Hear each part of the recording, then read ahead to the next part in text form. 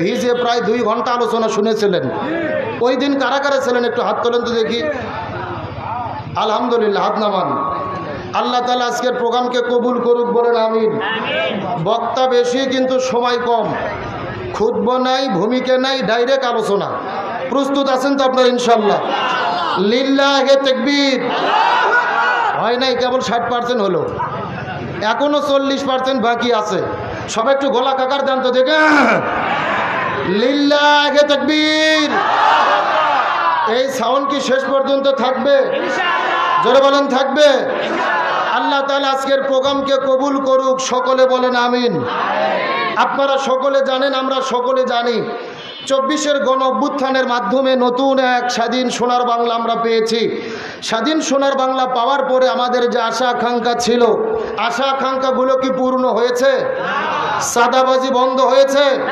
Bus stand দখল বন্ধ হয়েছে? হত্যা বন্ধ হয়েছে? বরং আগে চাঁদা দেওয়া লাগতো 200 টাকা, এখন দেওয়া লাগে 600 টাকা। মানে আগে একজন নিত, এখন 3 ভাই মিলে নেয়। আমার কথার সঙ্গে একমত? স্বাধীনতার 24 অভ্যুত্থানের পরে এই বাংলাদেশে আমরা দেখেছি চাঁদাবাজি করতে গিয়ে গত 1 সপ্তাহ আগে এক ভাইকে ইট দিয়ে পাথর মেরে তাকে হত্যা করা হয়েছে। এমনকি আমরা গতকালকে গাজীপুরে দেখেছি চাঁদাবাজির বিরুদ্ধে সংবাদ পরিচালনা করার জন্য, প্রচার করার জন্য সাংবাদিক আনোয়ারকে ইট দিয়ে মাথা থেতলাইয়া মাটির মধ্যে ফেলে দেওয়া হয়েছে। আর এক সাংবাদিক সংবাদ পরিবেশন করতেছেন, চাঁদাবাজরা হাতের মধ্যে লাঠি সোটা নিয়ে, দা কুড়াল নিয়ে, দেশীয় অস্ত্র নিয়ে চাঁদাবাজি করতে গেছে। সেটাকে ভিডিও করার জন্য এক সাংবাদিককে প্রকাশ্য দেবালোকে কোপাইয়া কোপাইয়া যারা হত্যা করে দিয়েছে, এই চাঁদাবাজিদেরকে আর বাংলাদেশের মানুষ দেখতে চায় না। আমরা কি চাঁদাবাজদের পক্ষে আছি? নিরপরাধ একজন মানুষকে হত্যা করে দিলেন। আল্লাহর কোরআন বলেন, মান কতালা নাফসান বিগাইরি নাফসিন আও ফাসাদিন ফিল আরদ ফাকা আন্নামা কতালান নাসা জামিয়া। আল্লাহর কোরআন বলেছেন, নিরপরাধ একজন মানুষকে হত্যা করা মানে হলো তাম পৃথিবীর সমস্ত মানুষকে হত্যা করার শামিল। সুতরাং ডক্টর মোহাম্মদ ইউনূস সরকারকে বলতে চাই, 2000 মানুষের রক্তের উপরে দাঁড়িয়ে বসে আছেন, আর কোন দলকে ভয় করবেন না। চাঁদাবাজদেরকে 24 ঘন্টার মধ্যে গ্রেফতার করে হত্যার বিচার বাংলার জমিনে করতে হবে। হত্যাকারীর বিচার কোরআনে আছে না নাই? আল্লাহর কোরআন বলতেছেন ডাইরেক্ট বিচার। কুতিবা আলাইকুমুল কিসাস। হাতের পরিবর্তে হাত, পায়ের পরিবর্তে পা, চোখের পরিবর্তে চোখ, জীবনের পরিবর্তে জীবন, আর আয়না ঘরের পরিবর্তে আয়না ঘর। এ কথা কন না? তাহলে জীবনের পরিবর্তে জীবন কার বিচার? বিশ্বাস করেন, বাংলাদেশের এক চাঁদাবাজক ধরার পরে আপনাদের জয়পুরহাট জেলার এক চাঁদাবাজক ধরে জয়পুরহাট শহরে প্রকাশ্য দেবালোকে যদি তার দেহ থেকে কাল্লাটা আলাদা করা যেত, আর এইরকম মিডিয়ার সামনে প্রকাশ্যে প্রচার করা যেত, একজন চাঁদাবাজ এই বাংলার জমিনে খুঁজে পাওয়া যেত না। বলেন তো কোরআনের বিচার কি হয়? কোরআনের বিচার হয় না। চাঁদাবাজক জেলে ঢুকায়, 6 মাস পরে নেতা ওয়াক বার করে নিয়ে আসে ফুলের মালা দিয়ে, ও চাঁদাবাজ চোর হইয়া ঢোকে, ডাকাত হইয়া বের হয়। এ কথা কন না? তার মানে বোঝা গেল কোরআনের বিচার কায়েম না হওয়া পর্যন্ত চাঁদাবাজি বন্ধ করা যাবে। আরে ভাই, আপনি আমি কেমনে চাঁদাবাজি বন্ধ করব? এই চাঁদাবাজদের উস্কে দিচ্ছে কিছু বড় বড় মাথা গরমালা নেতা। গতকালকে বিএনপির এক নেতা হাবিবুর রহমান হাবিব এ বলেছে, যদি কেউ বক্তব্য দেয় 2 সাপের 1 বিষ, নৌকা আর ধানের শীষ, এই বক্তব্য যদি কেউ দেয় তাকে ধরে রামদার কাশি চাকু বার করে তাদের জোববাটা কাটিয়ে পাগলা কালো কুত্তো দিয়ে খাওয়াবা। নাউজুবিল্লাহ বলবেন না?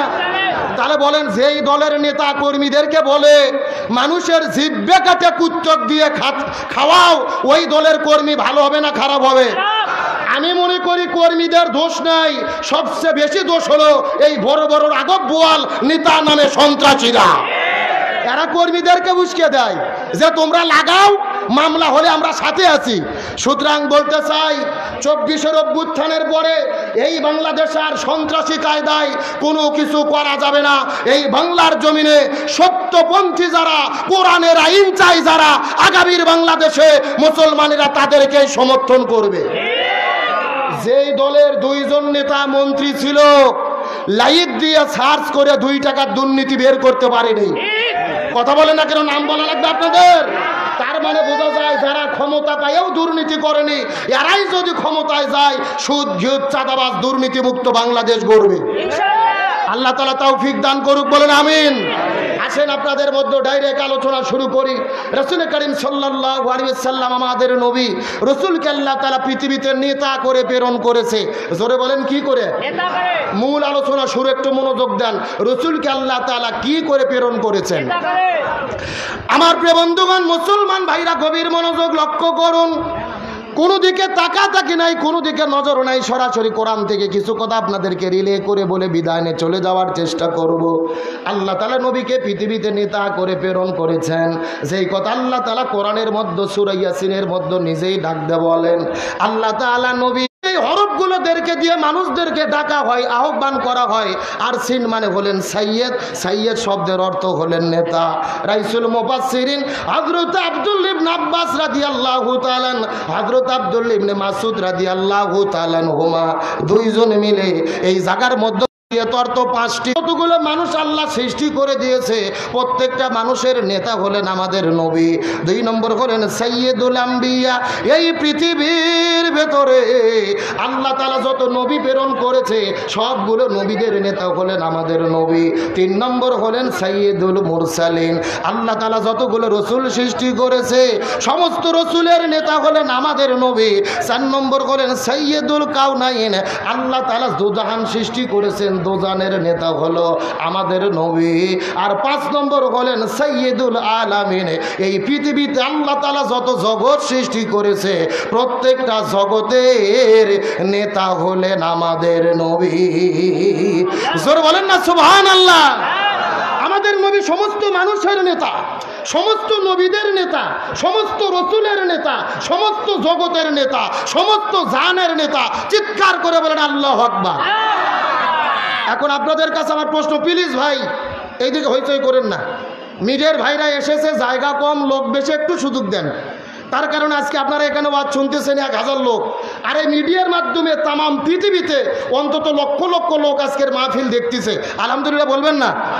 তাহলে আপনাদের কালাই আর বেগুন গ্রাম এই এলাকার ওয়াজ পুরো পৃথিবীর লোক দেখুক, আপনারা চান না? এজন্য একটু মিডিয়ার উপরে খেপাখেপি করেন না, একটু কষ্ট করে হলেও শোনেন। তাহলে আপনাদের কাছে আমার প্রশ্ন, রসুল যদি সব জায়গার নেতা হয় ওই নবীকে নেতা মানার দরকার আছে না নাই? আরো জোরে বলেন। আপনারা কি নবীর নেতা মানবেন না এই দেশের চাঁদাবাজ ব্যক্তিদের নেতা মানবেন? আমার প্রিয় বন্ধুগণ, মুসলমান ভাইরা গভীর মনোযোগ লক্ষ্য করুন। আল্লাহ তাআলা কত চমৎকার করে রাসূল হাদিসের মধ্যে বলেন, মান তাশাব্বাহা বিকওম ফাহুয়া মিনহুম।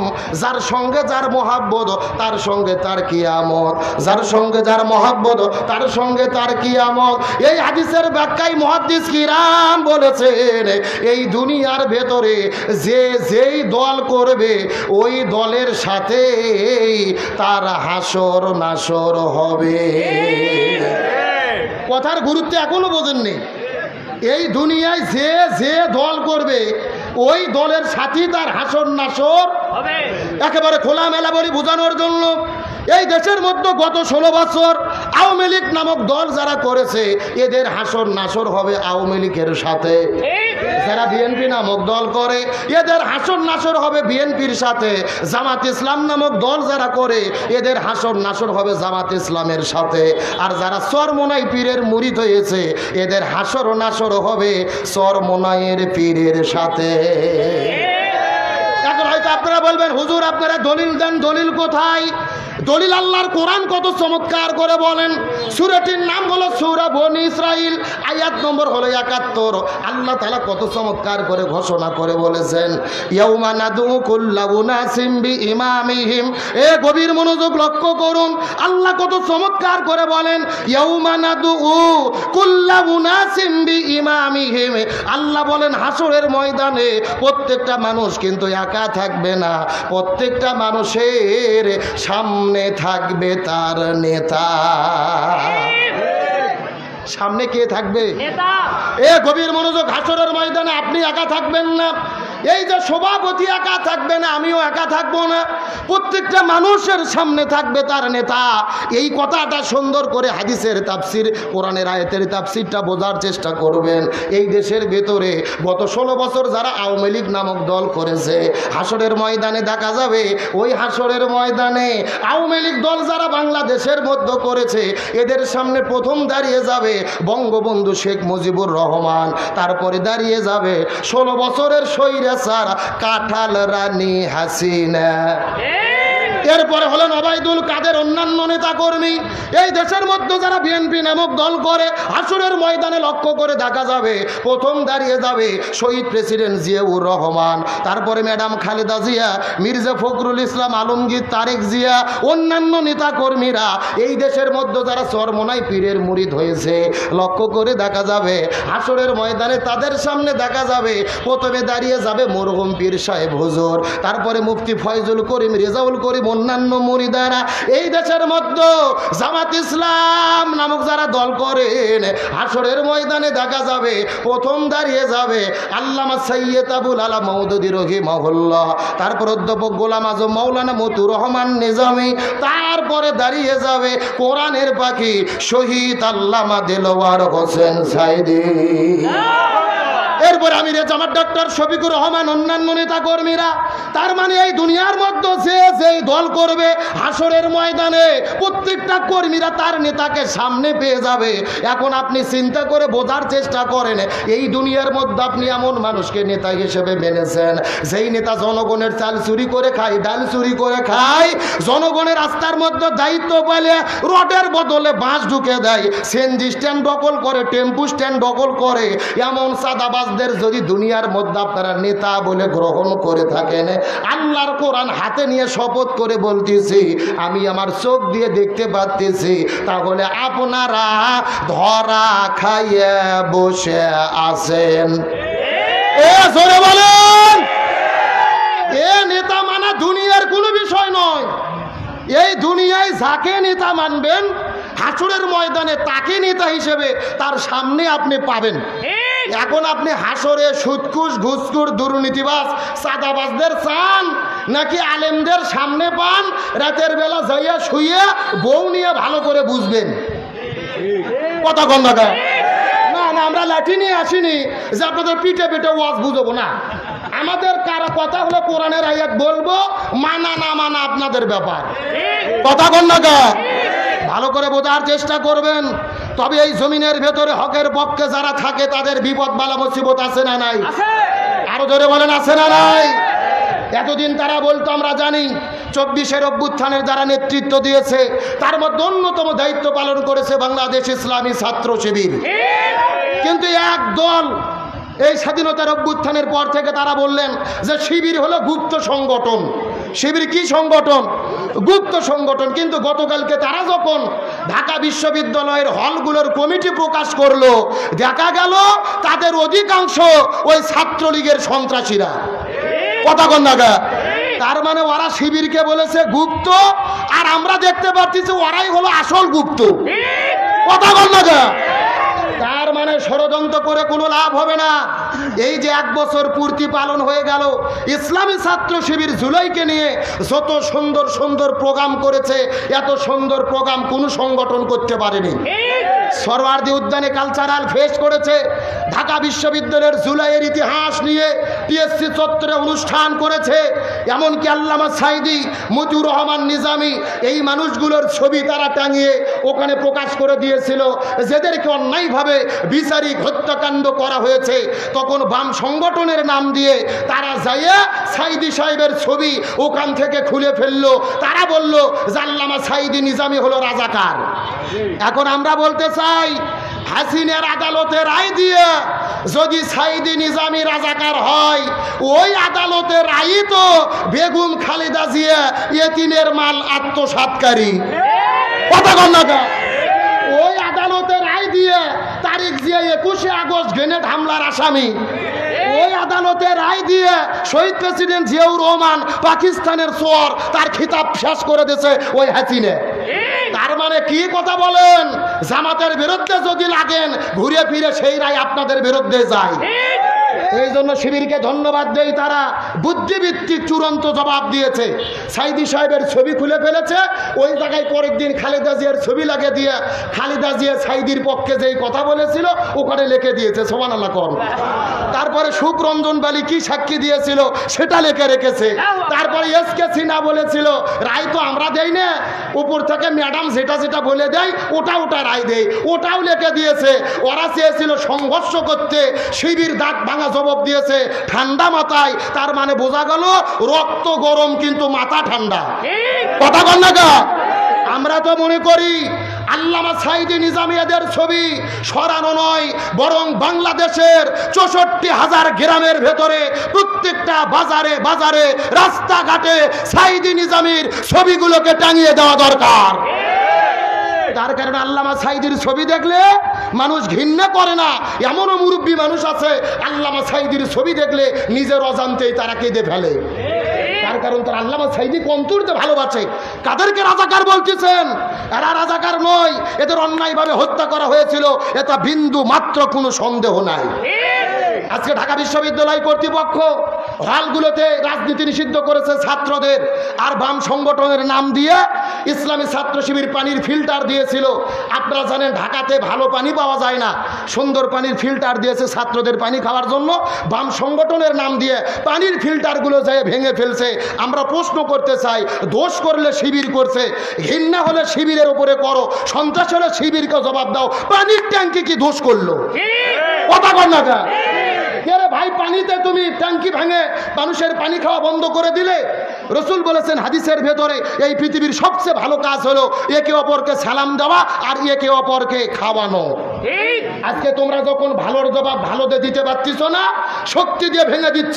আজকে নিউজে এসেছে যারা পানির ট্যাঙ্কি ভেঙেছে এরা নিষিদ্ধ সংগঠিত সংগঠন, ওই ছাত্রলীগের সন্ত্রাসী। সুতরাং আমরা বলতে চাই এরা বাম নাম দিয়ে, শাহবাগী নাম দিয়ে, ওই বামদের উপরে ভর করে জঙ্গি সন্ত্রাসী ছাত্রলীগ যদি মাঠে নামতে চায় এদেরকে আবারও প্রয়োজনে দাঁত ভাঙা জবাব দিতে হবে। এখন ছাত্রলীগ আলহামদুলিল্লাহ বলেন, বুড়ো চাষা ইমানের শক্তি কি রে? হ্যাঁ, মুমিনের আব্বা আল্লাহ আল্লাহ নেক হাত দান করুক, বলেন আমিন। আরো জোরে বলেন আমিন। তার মানে বোঝা গেল ছাত্রলীগ যেহেতু নিষিদ্ধ নিজের পরিচয় দিচ্ছে না, নাম দিয়েছে বাম সংগঠন। আমরা বলতে চাই এই বাম তারা শাহবাগ কায়েম করে গণহত্যা শাপলা চত্বরে সার্টিফিকেট দিয়েছিল। স্বৈরাচার হাসিনাকে 16 বছর ক্ষমতায় থাকতে দিনের ভোট রাতে করতে সহযোগিতা করেছিল। এই বামদেরকেও জবাব দিতে হবে। এখন আসেন তাহলে এতক্ষণ পর্যন্ত আলোচনা করে বুঝেছি নেতা হিসেবে কাকে মানবো? আরো জোরে বলেন। এখন আপনাদের মনের মধ্যে প্রশ্ন, হুজুর 1400 বছর আগে রসুল চলে গেছে, এখন আমরা কার নেতৃত্ব মানবো, কেমনে মানবো? প্রশ্ন আছে না নাই? একেবারে সোজা কথা, নবীর সুন্নাত যেই নেতার মধ্যে মাথার মধ্যে নবীর সুন্নাত টুপি আছে, মুখের মধ্যে দাঁড়িয়ে আছে, যেই দলের নেতা এই জমিনে কোনো ব্যক্তির আদর্শ কায়েম করতে চায় না, আল্লাহর আদর্শ কায়েম করতে চায়, ওই নেতাকেই আপনার নেতা মানতে হবে। আমি কি কথা বুঝাতে পেরেছি? আসেন তাহলে গভীর মনোযোগ লক্ষ্য করুন। রসুলকে নেতা মানবো, রসুলকে নেতা মানলে আমাদের কোনো রসুলকে নেতা মানার দরকার আছে না নাই? আমার প্রিয় বন্ধুগণ, মুসলমান ভাইরা গভীর মনোযোগ লক্ষ্য করুন। শুধুমাত্র নবীকে নেতা মানলেই শান্তি হবে না, নবীর নেতৃত্ব মানার পাশাপাশি এই জমিনের মধ্যে কিসের আইন লাগবে? আরো জোরে বলেন। কথাগুলো সুন্দর করে বোঝার চেষ্টা করবেন। আমাদের নবী 17 বছর বয়সের ভেতরে এই জমিনের মধ্যে একটা দল গঠন করেছিল, যেই দলের নাম হলো হিলফুল ফুজুল। কি নাম বললাম? কথাগুলো সুন্দর করে বোঝার চেষ্টা করবেন। 17 বছর বয়সের ভেতরে এই জমিনের মধ্যে হিলফুল ফুজুল নামক দল গঠন করার পরে 17 বছর থেকে শুরু করে 40 বছর পর্যন্ত নবীজি 23 বছর ধরে এই জমিনের মধ্যে চেষ্টা করেছে শান্তি কায়েম করার জন্য, কিন্তু নবীজি শান্তি কায়েম করতে পারলো? কথাগুলো সুন্দর করে বোঝার চেষ্টা করবেন। 17 বছর থেকে শুরু করে 40 বছর পর্যন্ত নবীজি 23 বছর ধরে চেষ্টা করলেন, কিন্তু জমিনের মধ্যে শান্তি কায়েম করতে পারল না। কিন্তু নবীজির বয়স যখন 40 বছর হয়ে গেল, আল্লাহ নবীজির উপরে যখন কোরআন নাজিল করলেন, এই কোরআনটা যখন নবীজির উপরে কায়েম হয়ে গেল আর নবীজি কোরআনের দাওয়াত দেওয়া শুরু করলেন, 40 বছর থেকে শুরু করে 63 বছর পর্যন্ত 23 বছর ধরে নবীজি কোরআনের দাওয়াত দিয়েছে। এই জমিনের মধ্যে যখন কোরআন কায়েম হয়ে গেল, এই জমিনের মধ্যে তখন শান্তি প্রতিষ্ঠা হয়ে গেল। কথাগুলো সুন্দর করে বোঝার চেষ্টা করবেন। নবীজির জীবনটা দুই ভাগে ভাগ করার চেষ্টা করেন। 17 বছর থেকে শুরু করে 40 বছর পর্যন্ত, আবার 40 বছর থেকে শুরু করে 63 বছর পর্যন্ত নবীজি চেষ্টা করলেন আগের 23 বছরে, কিন্তু নবীজি শান্তি কায়েম করতে পারল না। কিন্তু পরে 23 বছরে নবীজি কেন শান্তি কায়েম করতে পারল? এর পেছনে কারণ হলো আগের 23 বছরের ভেতরে নবীজির কাছে দল ছিল, কিন্তু নবীজির দলের ভেতরে আল্লাহর কোরআনের সংবিধান ছিল না। কথা কি ক্লিয়ার? এ ভালো করে বোঝেন। আপনার আমার মতো 2 টাকার ছুটকে ফাটকে হুজুর না, এলাকার তেল তেলা গোয়ান্দার নেতা না। স্বয়ং নবী 23 বছর চেষ্টা করেছে, কিন্তু জমিনে শান্তি কায়েম করতে পারেনি। কারণ তখন নবীর দল ছিল, নবীর দলে কোরআনের সংবিধান ছিল না। তার মানে বোঝা গেল স্বয়ং নবী হয়ে তার দল দিয়ে যদি কোরআন ছাড়া শান্তি কায়েম করতে না পারে, এই বাংলাদেশে যতগুলো দল শান্তি কায়েম করতে চাচ্ছে, ওই দলের দ্বারা শান্তি কায়েম সম্ভব নয়। যেই দল এই জমিনের ভেতরে আল্লাহর কোরআনের সংবিধান দিয়ে পরিচালিত হয় না। কথা কি ক্লিয়ার না ভেজাল আছে? আরে ভাই, যেই দল নিজেরাই শান্তি কায়েম করতে পারে না, নিজেদের মধ্যে মারামারি করে দলাদলি করে একেবারে কুপকার। 1 বছরের মধ্যে 112 জন মারা গেছে, নিজেদের ভেতরে নিজেরা সংঘর্ষ করে। জোরে কোন সুবহানাল্লাহ। কি জোরে কোন নাউজুবিল্লাহ। তার মানে বোঝা গেল, গভীর মনোযোগ ভালো করে বোঝার চেষ্টা করবেন। এই জমিনের মধ্যে যদি শান্তি চাই, কোরআন লাগবে। স্বাধীনতার 54 বছর পার হয়ে গেছে, এক দল ক্ষমতায় এসেছে, আর এক দল বিদায় নিয়ে চলে গেছে, কেউ শান্তি কায়েম করতে পারেনি। সুতরাং আজকের আলোচনার ঘোষণা, এই বাংলাদেশে সব দল দেখা শেষ, আগামীতে আলেমদের নেতৃত্বে কোরআনের বাংলাদেশ।